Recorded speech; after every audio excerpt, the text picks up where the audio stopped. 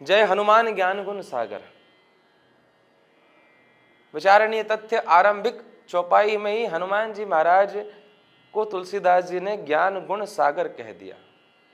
विचार करने का विषय बंधुओं, इस संसार में यदि किसी व्यक्ति के पास में ज्ञान है तो उसके अंदर गुण हो ये जरूरी नहीं है। विचार करने का विषय, रामचरितमानस की बात करें तो एक प्रकांड विद्वान रामचरितमानस का ही एक पात्र है जिसका नाम है रावण। उस रावण में ज्ञान कूट कूट करके भरा हुआ था, लेकिन गुणों में बड़ा पीछे था। लेकिन श्रेष्ठ हैं हनुमान जी महाराज, जिनकी जय जयकार करते हुए तुलसीदास जी लिखते हैं जय हनुमान ज्ञान गुण सागर। अर्थात हनुमान जी महाराज के अंदर ज्ञान भी है और गुणों के भी सागर है। विचार करने का विषय, किसी व्यक्ति में अगर कोई गुण आ जाए तो अहम अवश्य आ जाएगा, लेकिन हनुमान जी महाराज में अहम शून्यता का भाव रहता है। जय कपीश तिहु लोक उजागर। अर्थात हनुमान जी महाराज जो कि कपीश हैं, कपीश माने वानरों के राजा हैं, वानरों के इष्ट हैं। तिहु लोक उजागर, तीनों लोकों में जिनकी जय जयकार होती है, ऐसे हनुमान जी महाराज को हमारा और आपका भी सादर प्रणाम। ज्ञान गुण सागर, ज्ञान गुण सागर।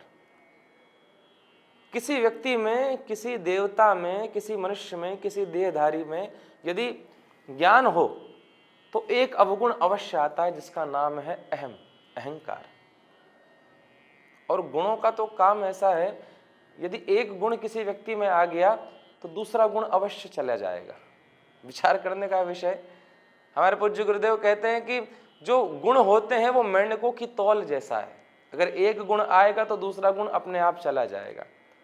जैसे विचार करें, आज के समय में कई लोग होते हैं जो कहते हैं कि हम तो बिल्कुल खरी बात बोलते हैं, बिल्कुल सत्य कह देते हैं, बुरी लगे चाहे लगे।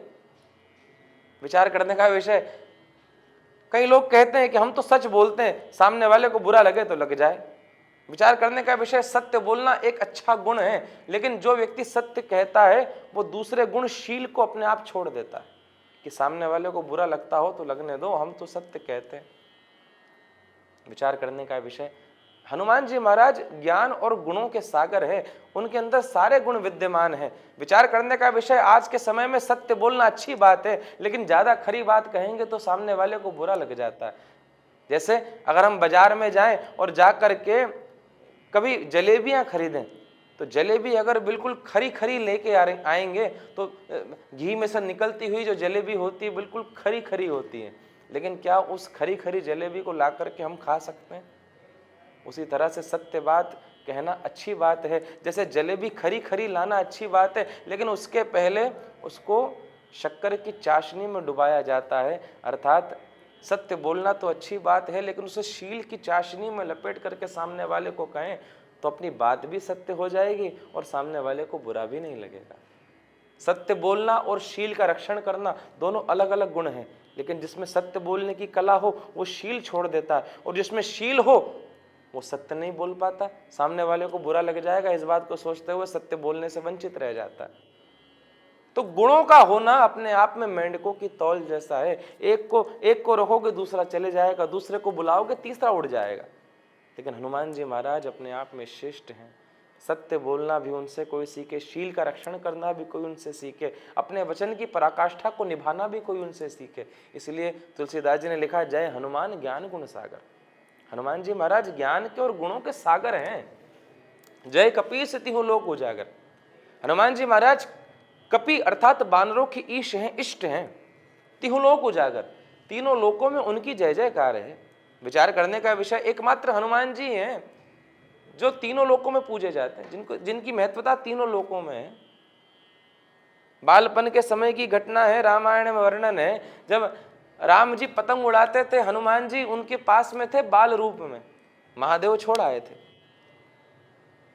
राम जी पतंग उड़ाते थे और पतंग सीधी उड़ती उड़ती स्वर्ग तक पहुंच गई थी, और स्वर्ग में इंद्र की अप्सराओं ने उस पतंग को पकड़ लिया था, छोड़ती नहीं थी। हनुमान जी महाराज उस पतंग की डोरन को पकड़ते पकड़ते ऊपर गए और जाकर के इंद्र की अप्सराओं से उस पतंग को मुक्त करवाया।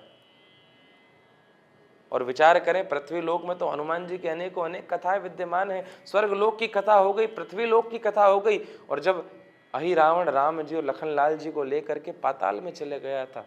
उस समय हनुमान जी वहाँ पर प्रकट हुए और राम जी को और लखनलाल जी को बचा कर के लाए। तीनों लोकों में उनकी जय जयकार होती, तीनों लोकों में उनकी कथाएं